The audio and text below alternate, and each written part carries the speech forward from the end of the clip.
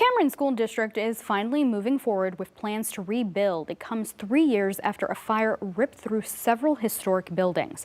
5 News reporter Bailey Devane tells us how the school had to make its way through a legal battle before it could rebuild.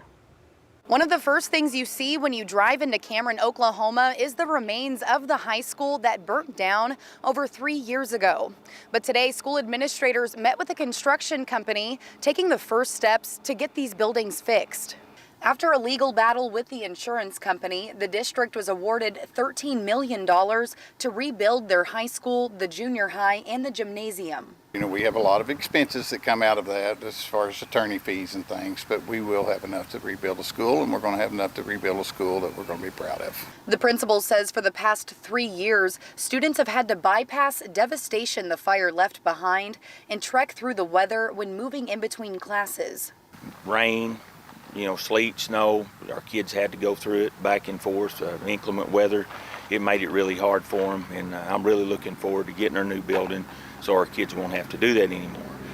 The Cameron Superintendent, John Long, says in August of 2017, an electrical fire tore through the historic buildings where generations of Yellow Jackets were taught.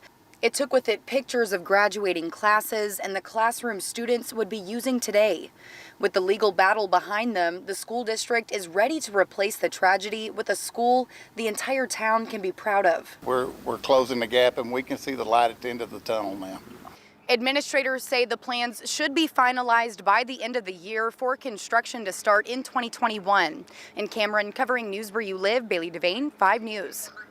All right, thanks, Bailey. The superintendent hopes the new school will be finished by the spring of 2022.